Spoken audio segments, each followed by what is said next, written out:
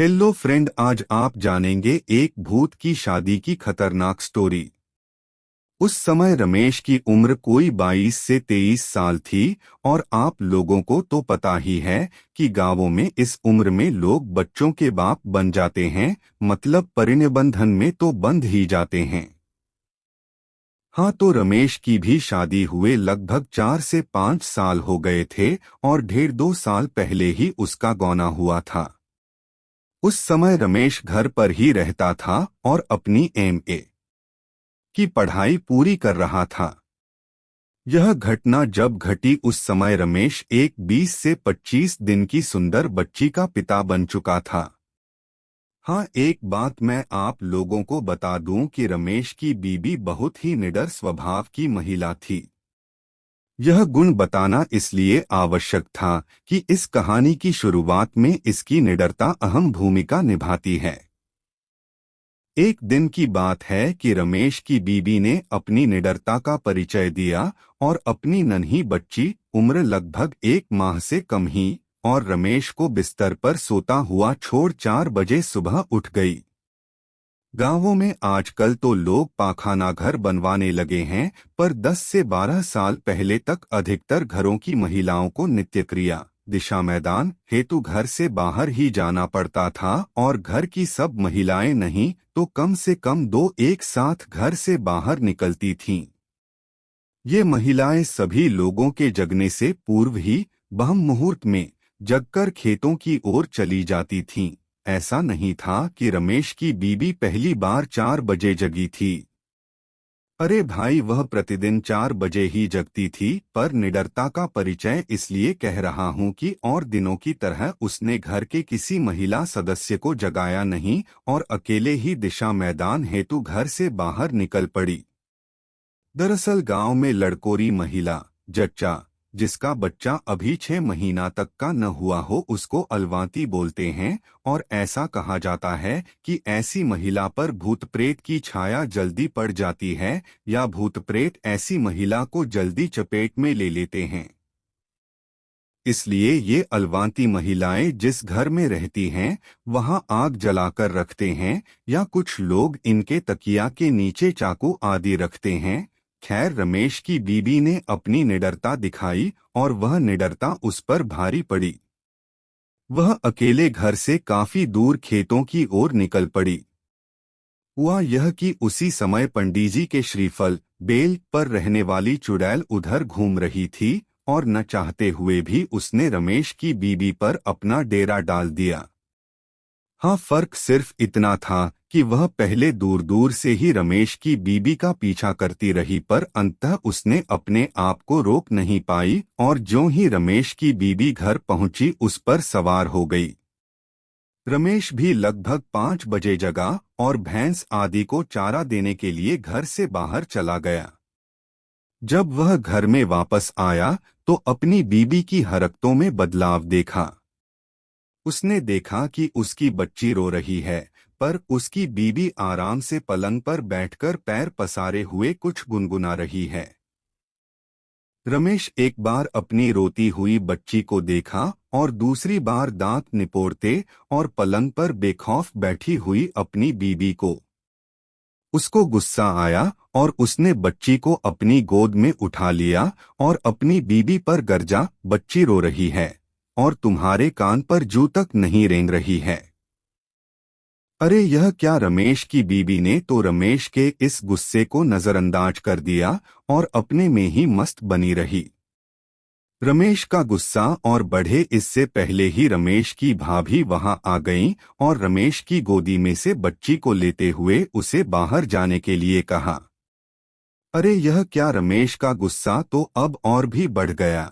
उसे समझ में नहीं आ रहा था कि आज क्या हो रहा है। जो औरत, उसकी बीबी, अपने से बड़ों के उस घर में आते ही पलंग पर से खड़ी हो जाती थी, वही बीबी आज उसके भाभी के आने के बाद भी पलंग पर आराम से बैठे मुस्कुरा रही है। खैर, रमेश तो कुछ नहीं समझा, पर उसकी भाभी को सब कुछ समझ में आ गया और वे हंसने लगी। रमेश को अपनी भाभी का हंसना मूर्खतापूर्ण लगा और वह अपने भाभी से बोल पड़ा, अरे आपको क्या हुआ? ये उल्टी पुल्टी हरकतें कर रही है और आप हैं कि हंसे जा रही हैं। रमेश के इतना कहते ही उसकी भाभी ने उसे मुस्कुराते हुए जबरदस्ती बाहर जाने के लिए कहा और यह भी कहा कि बाहर से दादाजी को बुला लीजिए। भाभी के इतना कहते ही कि दादाजी को बुला लाइए, रमेश सब समझ गया और वह बाहर न जाकर अपनी बीबी के पास ही पलंग पर बैठ गया। इतने ही देर में रमेश के घर की सभी महिलाएं वहां एकत्र हो गई थीं और अगल बगल के घरों के भी कुछ नर नारी। अरे भाई, गांव में इन सब बातों को फैलते देर नहीं लगती, और अगर बात भूत प्रेत की हो तो और भी लोग मजे ले लेकर हवाई जहाज की रफ्तार से खबर फैलाते हैं। हाँ, तो अब मैं आपको बता दूं कि रमेश के कमरे में लगभग 10 से 12 मर्द औरतों का जमावड़ा हो चुका था और रमेश ने भी सबको मना कर दिया कि यह खबर खेतों की ओर गए दादाजी के कान तक नहीं पहुंचनी चाहिए। दरअसल वह अपने आप को लोगों की नजरों में बहुत बुद्धिमान और निडर साबित करना चाहता था। वह तनकर अपनी बीबी के सामने बैठ गया और अपनी बीबी से कुछ जानने के लिए प्रश्नों की बौछार शुरू कर दी। रमेश, कौन हो तुम? रमेश की बीबी कुछ न बोली, केवल मुस्कुराकर रह गई। रमेश ओझाओं की तरह फिर गुर्राया, मुझे ऐसा वैसा न समझ, मैं तुमको भस्म कर दूंगा। रमेश की बीबी फिर से मुस्कुराई, पर इस बार थोड़ा तनकर बोली, तुम चाहते क्या हो? बहुत सारे लोगों को वहां पाकर रमेश थोड़ा अकड़ेबाजों जैसा बोला, तुम मत बोल, मेरे साथ रिस्पेक्ट से बातें कर। तुम्हें पता नहीं कि मैं ब्राह्मण कुमार हूं और उस पर भी बजरंगबली का भक्त। रमेश के इतना कहते ही उसकी बीबी चुड़ैल से पीड़ित थोड़ा सकपकाकर बोली, मैं पंडीजी के श्रीफल पर की चुड़ैल हूं। अपने बीबी के मुख से इतना सुनते ही तो रमेश को और भी जोश आ गया। उसे लगने लगा कि अब मैं वास्तव में इस पर काबू पा लूंगा। वहां खड़े लोग कौतूहल पूर्वक रमेश और उसकी बीबी की बातों को सुन रहे थे और मन ही मन प्रसन्न हो रहे थे। अरे भाई, मनोरंजन जो हो रहा था उनका। रमेश फिर बोला, अच्छा, पर तूने इसको पकड़ा क्यों? तुमके पता नहीं कि यह एक ब्राह्मण की बहू है और नियमित पूजा पाठ भी करती है।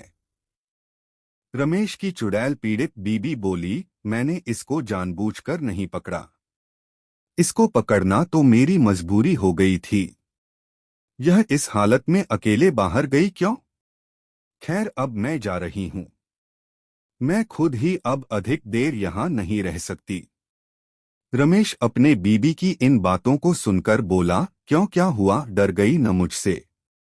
रमेश के इतना कहते ही फिर उसकी बीबी मुस्कुराई और बोली, तुमसे क्या डर? मैं तो उससे डर रही हूं जो इस घर पर लटक रहा है और मुझे जला रहा है। अब उसका ताप मुझे सहन नहीं हो रहा है। दरअसल बात यह थी कि रमेश के घर के ठीक पीछे एक पीपल का पेड़ था और गांव वाले उस पेड़ को बांसदेव बाबा कहते थे। लोगों का विश्वास था कि इस पेड़ पर कोई अच्छी आत्मा रहती है और वह सबकी सहायता करती है। कभी कभी तो लोग उस पीपल के नीचे जेवनार आदि भी चढ़ाते थे। और हाँ, इस पीपल की एक डाली रमेश के घर के उसी कमरे पर लटकती रहती थी जिसमें रमेश की बीबी रहती थी। चुड़ैल अपनी बीबी की बात सुनकर रमेश हंसा और बोला, जा मत, यहीं रह जा। जैसे हमारी एक बीबी है वैसे ही तुम एक और। रमेश के इतना कहते ही वह चुड़ैल हंसी और बोली, यह संभव नहीं है, पर तुम मुझसे शादी क्यों करना चाहते हो? रमेश बोला, अरे भाई, गरीब ब्राह्मण हूं, कुछ कमाता धमाता तो हूं नहीं। तू रहेगी जो थोड़ा धन दौलत लाती रहेगी। रमेश के इतना कहते ही वह चुड़ैल बोली, तुम बहुत चालू है। और हाँ, यह भी सही है कि हमारे पास बहुत सारा धन है, पर उस पर हमारे लोगों का पहरा रहता है। अगर कोई इंसान वह धन लेना चाहे तो हम लोग उसका अहित कर देती हैं। हाँ, और एक बात और, वह धन तुम जैसे जीवित प्राणियों के लिए नहीं है। रमेश अब थोड़ा शांत और शालीन स्वभाव में बोला, अच्छा ठीक है, तुम जरा कृपा करके एक बात बताओ, ये भूत प्रेत क्या होते हैं? क्या तुमने कभी भगवान को देखा है? आखिर तुम कौन हो? क्या पहले तुम भी इंसान ही थी? चुड़ैल भी थोड़ा शांत थी और शांत थे वहां उपस्थित सभी लोग, क्योंकि सब लोग इन प्रश्नों का उत्तर जानना चाहते थे। चुड़ैल ने एक गहरी सांस भरा और कहना आरंभ किया, भगवान क्या है मुझे नहीं मालूम, पर कुछ हमारे जैसी आत्माएं भी होती हैं जिनसे हम लोग बहुत डरते हैं और उनसे दूर रहना ही पसंद करते हैं। हम लोग उनसे क्यों डरती हैं यह भी मुझे पता नहीं। वैसे हम लोग पूजा पाठ करने वाले लोगों के पास भी भटकना पसंद नहीं करते और मंत्रों आदि से भी डरते हैं। रमेश फिर पूछा, खैर ये बताओ कि तुम इसके पहले क्या थी? तुम्हारा घर कहाँ था? तुम चुड़ैल कैसे बन गई? चुड़ैल ने रमेश की बातों को अनसुना करते हुए कहा, नहीं नहीं, अब मैं जा रही हूँ। अब और मैं यहाँ नहीं रुक सकती। वे आ रहे हैं।